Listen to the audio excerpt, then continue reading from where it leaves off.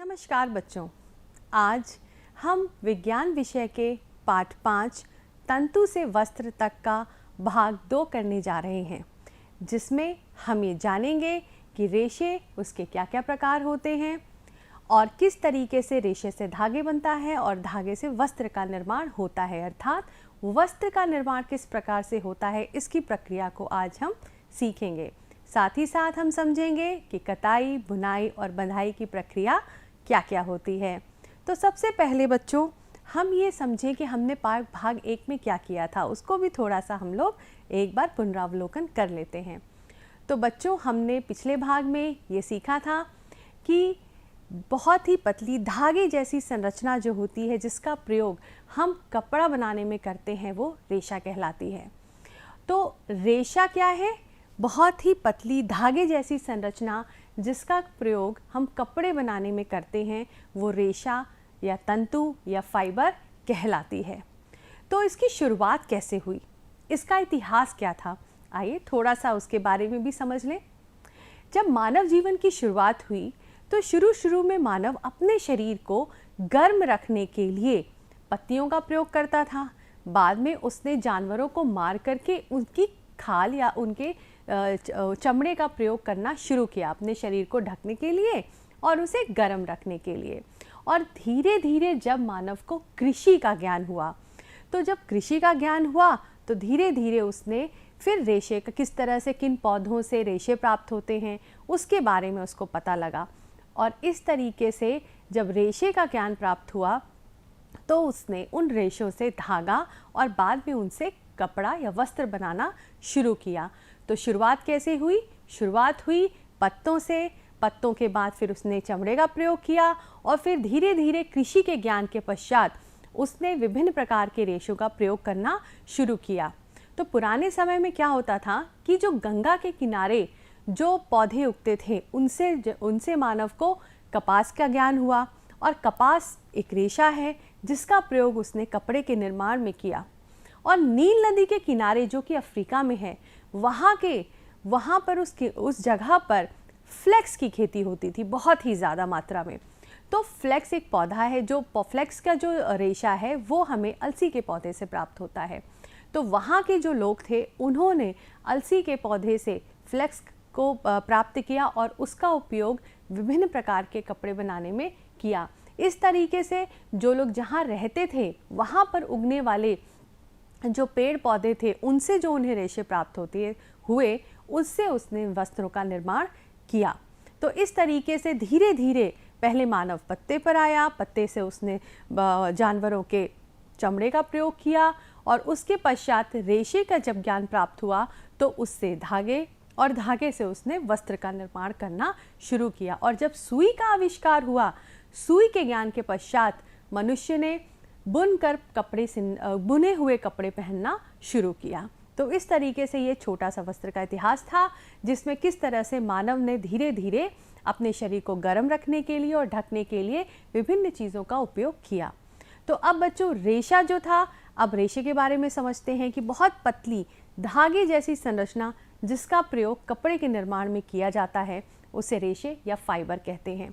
और रेशे 2 प्रकार के होते हैं। कितने प्रकार के? 2 प्रकार के, एक प्राकृतिक रेशा और एक संश्लेषित रेशा। तो बच्चों प्राकृतिक रेशा क्या था? वे रेशे जो हमें प्रकृति द्वारा प्राप्त होते हैं, यानी कि पेड़ पौधों द्वारा या जंतुओं द्वारा। तो ऐसे रेशे को हम प्राकृतिक रेशा कहते हैं। और संश्लेषित रेशे या जिसे सिंथेटिक फाइबर इंग्लिश में कहते हैं, वो मानव द्वारा प्राप्त किए जाते हैं, यानी कि मानव द्वारा बनाए जाते हैं। इसीलिए इसे मानव निर्मित रेशे भी कहते हैं। संश्लेषित रेशे को मानव निर्मित रेशे या सिंथेटिक फाइबर भी कहते हैं। और संश्लेषित रेशे का जो बच्चों निर्माण होता है वो विभिन्न प्रकार के रसायनों की सहायता से किया जाता है और ये मानव द्वारा होता है। इसलिए मानव द्वारा विभिन्न प्रकार के रसायनों की सहायता से जो रेशे प्राप्त किए जाते हैं उसे संश्लेषित रेशे या सिंथेटिक फाइबर कहते हैं। अब बच्चों प्राकृतिक रेशे, जैसे कि आप आइए इसको थोड़ा और विस्तार से समझते हैं। तो प्राकृतिक रेशे जो होते हैं बच्चों, वो भी 2 प्रकार से प्राप्त होते हैं, या तो पौधों द्वारा या फिर जंतुओं द्वारा। तो प्राकृतिक रेशे जो पौधों से प्राप्त होते हैं उन्हें पादप रेशे या प्लांट फाइबर कहते हैं। अब प्लांट फाइबर जैसे कि शब्द से पता लग रहा है यानी पौधे के विभिन्न भागों से प्राप्त हो रहे हैं। पौधे यानी पौधे के विभिन्न भाग, जैसे कि आपके बीज हो गए, तने हो गए, इसके अलावा फल हो गए, उनसे जो रेशे प्राप्त होते हैं वे पादप रेशे कहलाते हैं। और जंतुओं से, जो जंतुओं के शरीर पे जो रोए होते हैं या जो उनके बाल होते हैं उनसे जो रेशे प्राप्त होते हैं उसे एनिमल फाइबर या जांतव रेशा कहते हैं। तो अब इनके उदाहरण से समझते हैं बच्चों। तो आइए मैं आपको दिखाती हूँ कि कितने अलग अलग प्रकार के रेशे हैं। जैसे कि जो पौधों से प्राप्त होते हैं, पौधों से हमें कौन कौन से रेशे प्राप्त होते हैं बच्चों? जैसे कि कपास हो गया, ये आप देख रहे हैं, ये कपास जिसे रुई कहते हैं। तो ये आपका प्लांट से, कपास से प्राप्त होता है। ये आप ये आप नारियल जटा देख रहे हैं। नारियल जटा जो है वो नारियल यानी नारियल से प्राप्त होती है, जो उसका फल होता है उससे प्राप्त होती है। ये जूट है। जूट जो है ये हमें पटसन या सनई के पौधे से प्राप्त होता है, उसके तने से प्राप्त होता है।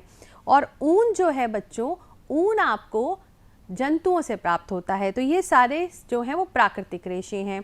और इस तरफ आप जो देख रहे हैं ये जो है बच्चों, ये संश्लेषित रेशे या सिंथेटिक फाइबर हैं जो विभिन्न रसायनों की सहायता से बनाए गए हैं। तो बच्चों क्या क्या उदाहरण हो गए प्राकृतिक रेशे के? जैसे कि कपास, ये आप जो देख रहे हैं ये क्या है? ये कपास है। तो ये आपका एक पादप रेशा है। ये जो बच्चों हैं आप देख रहे हैं ये नारियल जटा है। ये भी नारियल या नारियल तंतु भी आप कह सकते हैं, नारियल तंतु या नारियल जटा, ये भी एक पादप रेशा है। उसके बाद ये जूट, ये जूट जो रेशा है उससे विभिन्न प्रकार के बोरे, रस्सी, पावदान, चटाइयाँ ये सब बनती हैं। तो मेरे हाथ में जो बच्चों ये आप टुकड़ा देख रहे हैं ये एक बोरे की ही एक टुकड़ा है जो कि जूट से बना हुआ है। तो जूट भी एक पादप रेशा या प्लांट फाइबर है। तो अब क्या क्या उदाहरण हो गए पादप रेशे के? कपास, जूट, फ्लेक्स, नारियल तंतु या हेम्प, ये सारे जो उदाहरण हैं ये आपके पादप रेशे के हैं। अब पादप रेशे पौधे के किन किन भागों से प्राप्त होता है? जैसे कि कपास, कपास जो रेशा है बच्चों, ये कपास जो पौधा है उसके जो बीज होते हैं उससे हमें ये कपास या रुई प्राप्त होती है। और जो बच्चों ये जो जूट है, जूट हमें सनई जो पौधा है, जो पटसन जो पौधा है उसके तने से प्राप्त होता है। तो ये रेशा जो है वो जूट के तने में पाया जाता है, तो उसके तने से हमें रेशा प्राप्त होता है। और उसके बाद जो नारियल तंतु है, जो नारियल का फल होता है, आपने देखा होगा नारियल, उसके ऊपर जो बाहरी आवरण है उस पर ये रेशे लगे होते हैं। तो ये नारियल तंतु आपको नारियल के फल से प्राप्त होता है। तो इस तरह से आप समझ सकते हैं कि पौधे के विभिन्न भाग, जैसे कपास जो है वो आपको बीजों से मिली, जूट जो है वो आपको तने से मिला, फ्लेक्स भी जो है वो तने, अलसी के तने से ही प्राप्त होता है, और नारियल तंतु जो है वो पौधे के फल, जो फल नारियल फल है उसके बाहरी आवरण से प्राप्त किया जाता है। तो पादप रेशा बच्चों क्या हो गया कि पौधे के विभिन्न भागों से जो हमें रेशे प्राप्त होते हैं वो पादप रेशे या प्लांट फाइबर कहलाते हैं। अब बच्चों जांतव रेशे या जिसे एनिमल फाइबर कहते हैं, तो जांतव रेशे हमें किससे प्राप्त होते हैं? जैसे कि इसके शब्द से ही पता लग रहा है, जांतव यानी जंतु, जंतुओं से जो रेशे प्राप्त होते हैं वो जांतव रेशे कहलाते हैं। जैसे कि बच्चों ऊन, ये आप मेरे हाथ में देख सकते हैं कि ये ऊन है, और ऊन आप सभी ने देखा ही होगा कि सर्दियों में ऊन से बने हुए स्वेटर आप पहनते हैं, शॉल्स आप लेते हैं। तो ये सब जो ऊन है, ये ऊन हमें कहाँ से प्राप्त होता है? ऊन हमें जंतुओं से प्राप्त होता है। उनके शरीर पर जो बाल होते हैं जंतुओं के, उनसे हमें ऊन की प्राप्ति होती है। और इसके अलावा रेशम, रेशम भी एक जांतव रेशा है। तो ऊन और रेशम ये दोनों ही जांतव रेशे हैं। रेशम बच्चों हमें रेशम के कीटों से प्राप्त होता है। ये शहतूत के पौधों पर पाए जाते हैं और उन्हीं पर ये रेशम का जो है हमें उनसे प्राप्ति होती है, रेशम के कीटों से। और रेशम प्राप्त करने के लिए इन रेशम के कीटों को पाला जाता है, और यह पालने की प्रक्रिया सेरीकल्चर कहलाती है, यानी रेशम कीट पालन। तो रेशम की प्राप्ति के लिए रेशम के कीड़ों का पालन किया जाता है, उनसे हम फिर रेशम प्राप्त करते हैं, तो यह प्रक्रिया सेरीकल्चर कहलाती है। तो इस तरह से हमने देखा और समझा कि प्राकृतिक रेशे दो प्रकार के हो गए। एक उस प्राकृतिक रेशे दो प्रकार से प्राप्त होते हैं, एक तो पादप रेशे होते हैं और एक जांतव रेशे होते हैं। तो प्राकृतिक रेशे के दो प्रकार हो गए, याद रखिएगा, एक प्लांट फाइबर और एक एनिमल फाइबर। और प्लांट फाइबर के उदाहरण हो गए कपास, जूट, फ्लेक्स, नारियल तंतु। और एनिमल फाइबर के उदाहरण हो गए ऊन और रेशम। इसके साथ साथ अगला जो प्रकार है वो है संश्लेषित रेशे, या जिसे आप सिंथेटिक फाइबर कहते हैं, और इसे मानव निर्मित रेशे या मैन मेड फाइबर भी कहा जाता है। इसके उदाहरण भी देख लेते हैं, जैसे कि एक्रेलिक, रेयॉन, पॉलिएस्टर, नायलॉन। ये जो है ये सिंथेटिक रेशे या सिंथेटिक फाइबर के उदाहरण हैं। तो बच्चों, ये सिंथेटिक फाइबर्स जो होते हैं या मानव निर्मित रेशे जो है या संश्लेषित रेशे जिसे कहते हैं, ये विभिन्न रसायनों की सहायता से मानव के द्वारा निर्माण किए जाते हैं। तो ये संश्लेषित रेशे हो गए। तो इस तरीके से रेशे दो प्रकार के हो गए, प्राकृतिक रेशे और संश्लेषित रेशे। और प्राकृतिक रेशे के भी दो प्रकार हो गए, पादप रेशे और जंतु रेशे। बच्चों, क्या आपने कभी सोचा है कि जो पहाड़ों पर जो लोग जाते हैं वो एक अलग प्रकार की रस्सी का प्रयोग करते हैं? तो आप पहाड़ों पर चढ़ने के लिए जो रस्सियां हम प्रयोग करते हैं वो किससे बनी होती है? कभी सोचा है आपने? जी हाँ बच्चों, वो नायलॉन से बनी होती है।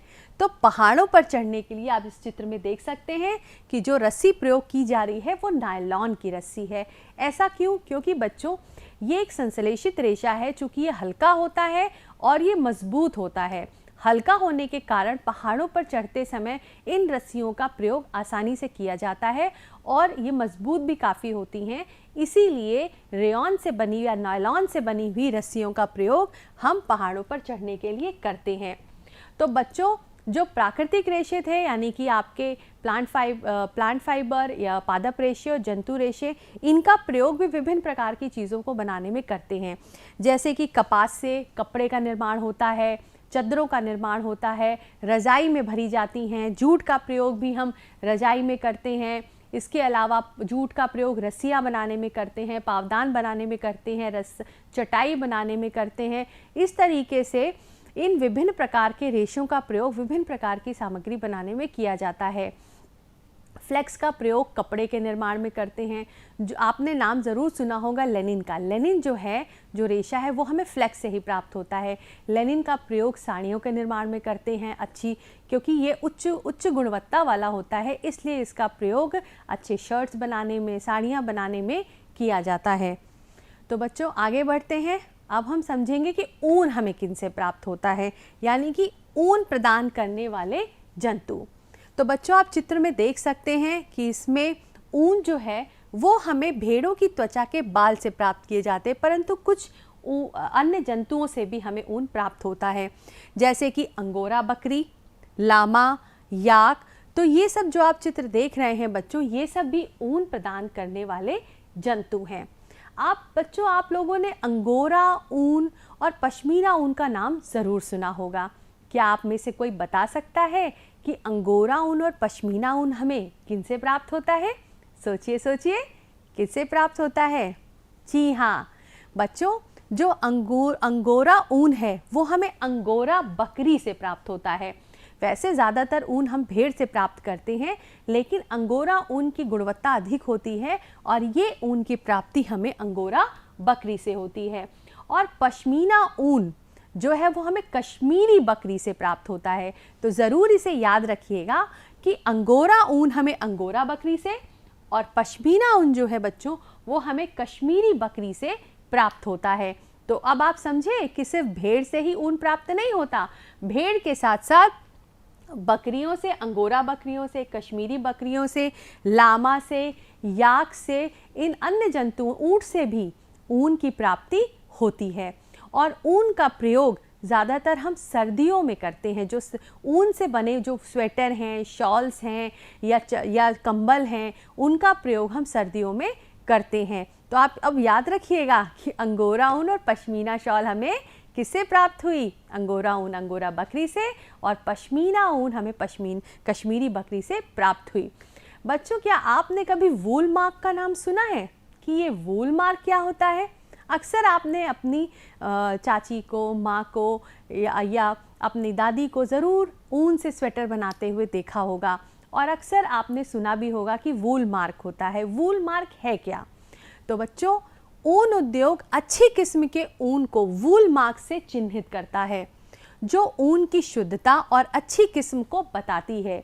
तो वूल मार्क बच्चों एक तरीके का एक चिन्ह है जिसकी सहायता से हमें ये पता चलता है कि ऊन की क्या गुणवत्ता है, ऊन की गुणवत्ता अच्छी है या निम्न है।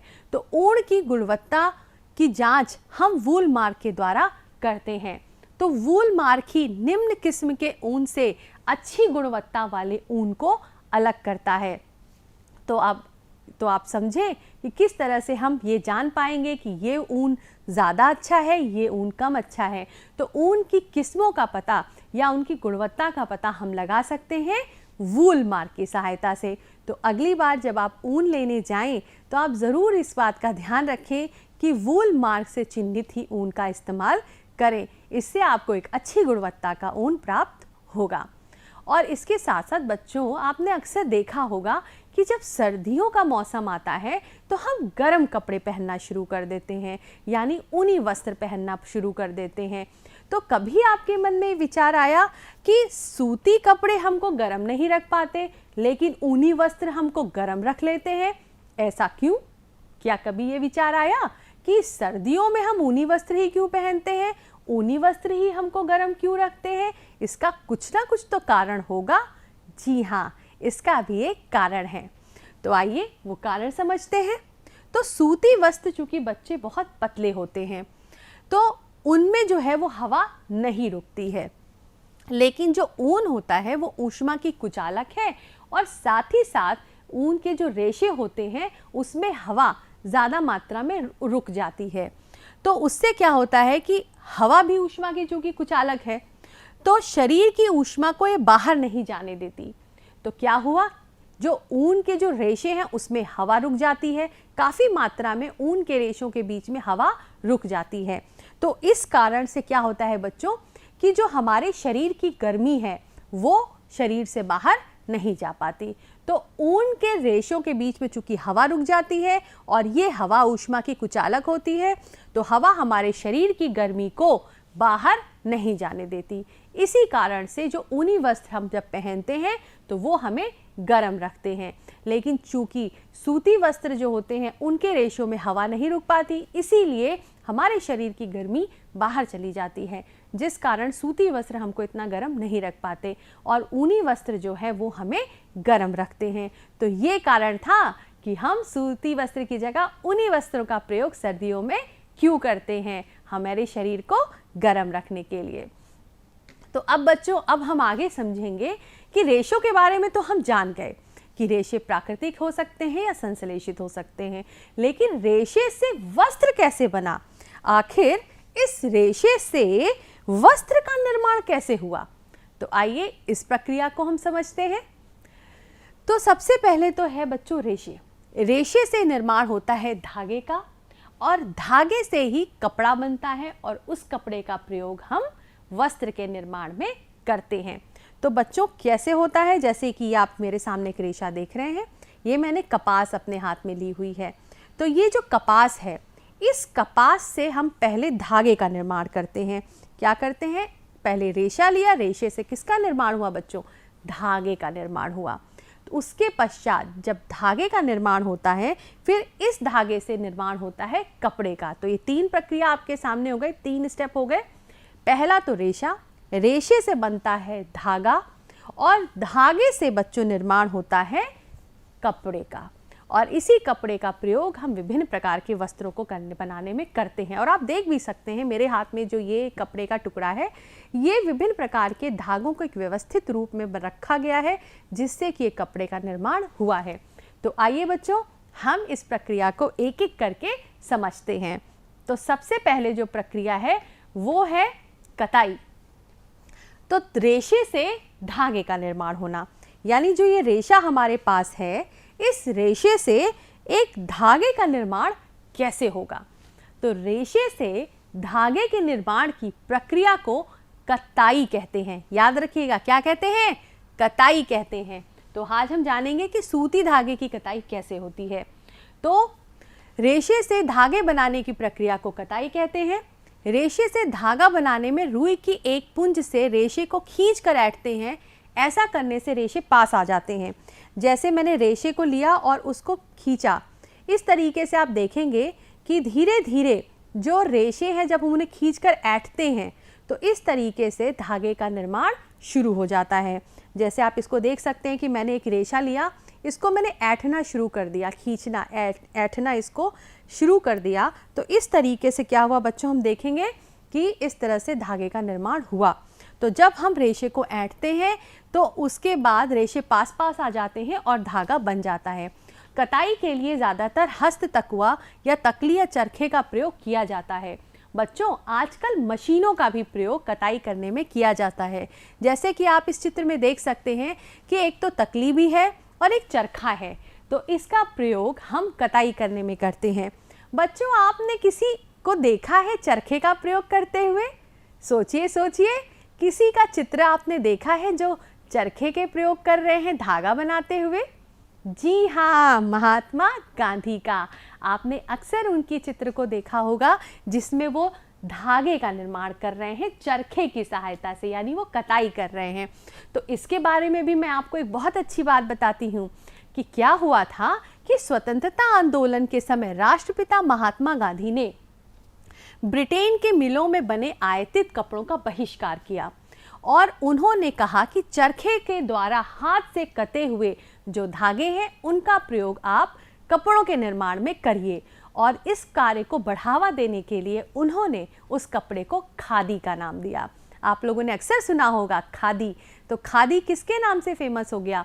खादी महात्मा गांधी के द्वारा इसको फेमस किया गया या इसका विस्तार किया गया। और महात्मा गांधी ने स्वयं चरखे के द्वारा, चरखे की सहायता से, धागे से, उन्होंने रेशे से धागे का निर्माण किया।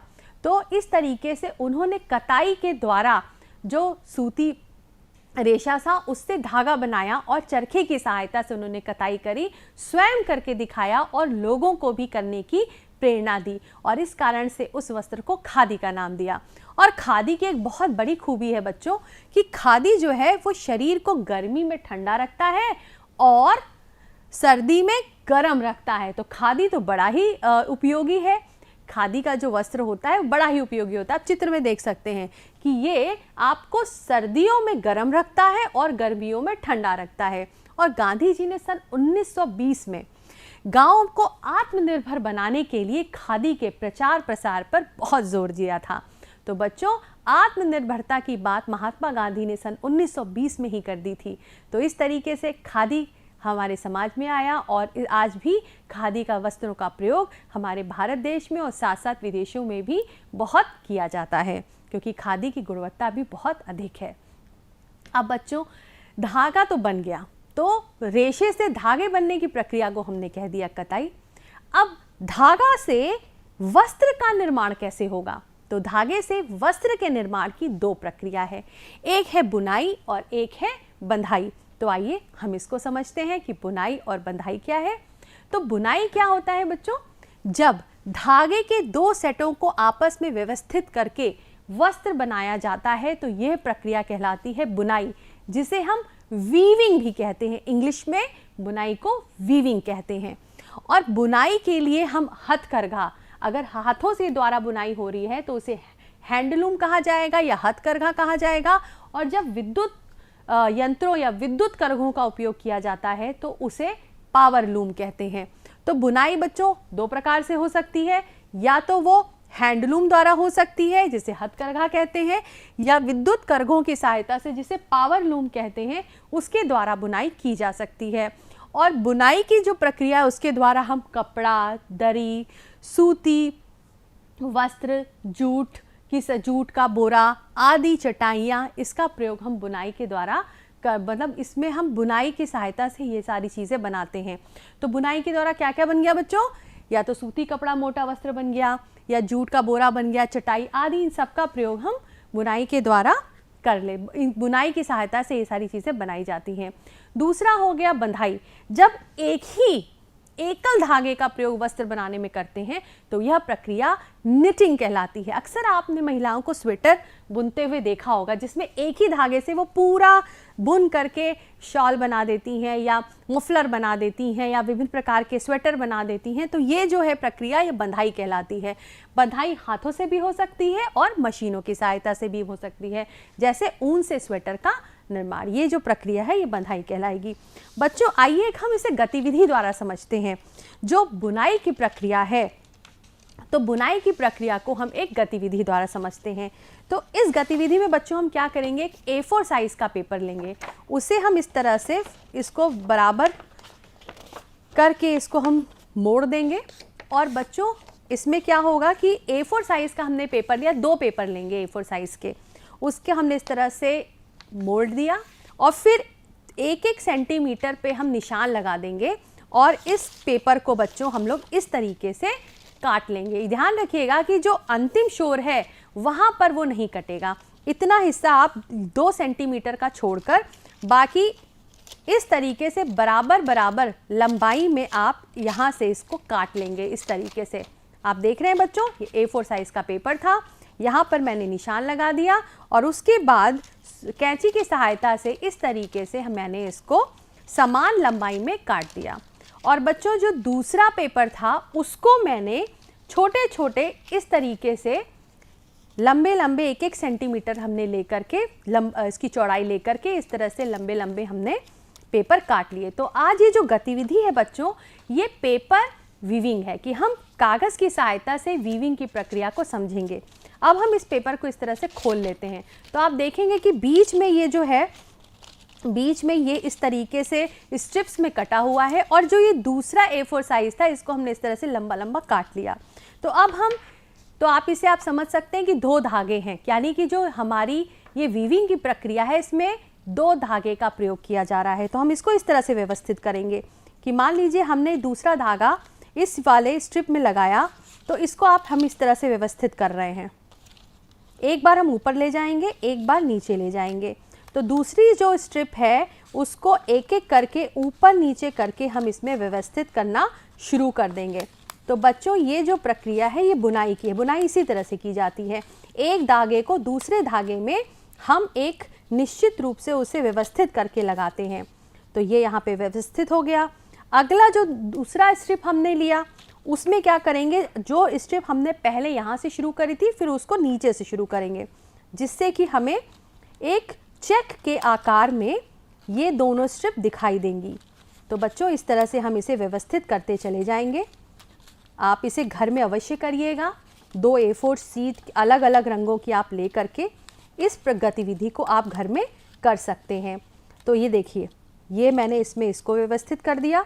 तो धीरे धीरे बच्चों इस तरीके से हम बाकी बची हुई स्ट्रिप्स इसमें लगाते जाएंगे और थोड़ी देर में बाद आपको इस तरीके का यह चेक की तरह से आपको दोनों दिखाई देंगे। तो आप ये देख सकते हैं कि ये मैंने जो थी दूसरी स्ट्रिप इस वाले A4 शीट में इस तरह व्यवस्थित कर दी। तो ये प्रक्रिया जो है बच्चों आपकी क्या कहलाती है, वीविंग, या इसे आप बुनाई कहते हैं। और एक और मैंने बनाया है जिसमें आप देख सकते हैं, ये आप चाहें तो इस किनारी को आप काट के इसे फेविकॉल से चिपका दे बाद में, तो कुछ आपको इस तरीके से दिखाई देगा। तो ये आपने एक बुनाई की सहायता से आपने ये एक पेपर वीविंग आपने तैयार की है। तो इसी तरह से 2 धागों को भी व्यवस्थित किया जाता है और इस तरीके से कपड़े का निर्माण होता है। तो ये गतिविधि बहुत ही रोचक है बच्चों और आप इसे घर में ज़रूर करिएगा। तो आइए आगे बढ़ते हैं कि आज हमने क्या सीखा। वस्त्र धागों से बने होते हैं जिन्हें तंतुओं से बनाया जाता है और रेशे और तंतुओं की कताई के पश्चात धागा बनता है। धागों की बुनाई और बंधाई से वस्त्र बनता है। धागे के 2 सेटों को आपस में व्यवस्थित करके वस्त्र बनाने की प्रक्रिया को हम क्या कहते हैं बच्चों, बुनाई कहते हैं। जो अभी आपने देखा 2 सेट जो धागे थे हमने उनको व्यवस्थित किया और इस तरीके से जो हमने बनाया 2 धागों यानी कि धागों के 2 सेटों को आपस में व्यवस्थित करके हमने वस्त्र जो निर्माण किया, यह प्रक्रिया बुनाई कहलाई।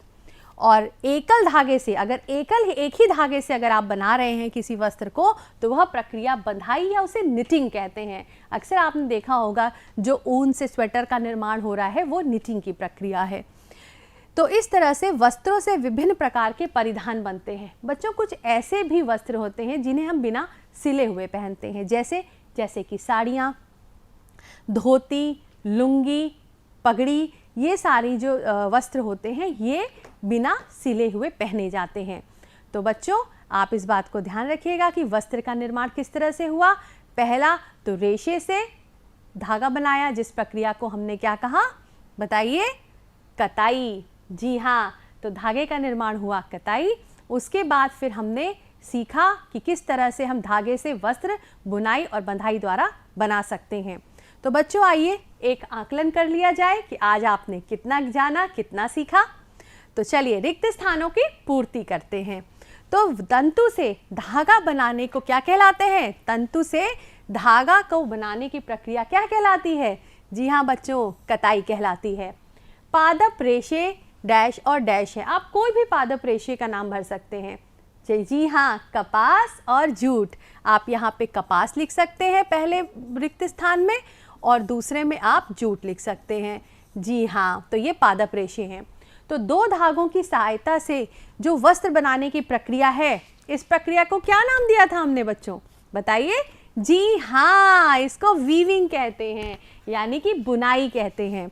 और एकल धागे से वस्त्र बनाने की प्रक्रिया क्या कहलाती है? सोचिए सोचिए, क्या कहलाती है? जी हाँ, बंधाई कहलाती है।